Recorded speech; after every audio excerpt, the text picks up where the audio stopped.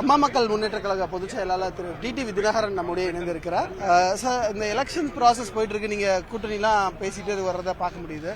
ப்ராசஸை கன்க்ளூட் பண்றதுக்கு, ஏன்னா அப்போனண்ட்ல இருக்கிற திமுக சீட் ஷேரிங்லாம் முடிச்சுட்டாங்க. ஸோ உங்க என்டிஏவோட ப்ராசஸ் எப்படி?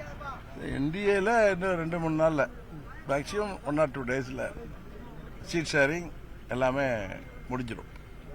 ஸோ பிஎம்கே வருவாங்க, அந்த டாக்ஸ் ரொம்ப பிசைடா இருக்கு அப்படின்னு சொல்லி கண்டினியூஸா ஸ்பெகுலேஷன் இருக்கு. அந்த டாக்ஸ் ஆன் தி ப்ராசஸ்ல இருக்கு.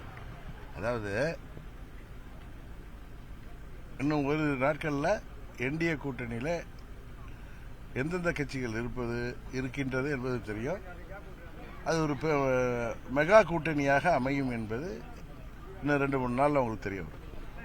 சீட் ஷேரிங்ல ப்ராப்ளம் இருக்கா? ஏன்னா நிறைய பார்ட்டிஸ் இருக்காங்க, நீங்களே சொல்ற மாதிரி நிறைய பார்ட்டிஸ் இருக்காங்க. சீட் ஷேரிங்ல ஒரே தொகுதியை 2 பேர் 3 பேர் கேட்கறது, அந்த மாதிரி பிரச்சனைகள்லாம் இருக்கா? அதே மாதிரி ஒன்றும் இருக்கிறதா தெரியல. எல்லாருமே இங்க பாஜக கட்சியை சேர்ந்தவர்கள் அதை சரியா அதெல்லாம் சார்ட் அவுட் பண்ணிட்டு இருக்காங்க. அதனால ஒன்றும் ப்ராப்ளம் இல்லை.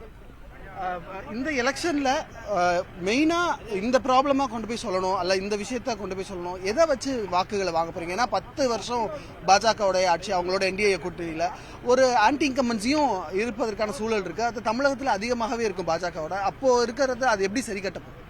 இல்லை, தமிழகத்தில் ஆள்கின்ற திமுக ஆட்சிக்கு எதிராக தான் மக்கள் கோபமாக இருக்கிறார்கள். அது இந்த தேர்தலில், பாராளுமன்ற தேர்தலில் அது எதிரொலிக்கும். இந்தியாவின் பிரதமராக 3வது முறையாக திரு மோடி அவர்கள் வர இருப்பது உறுதி.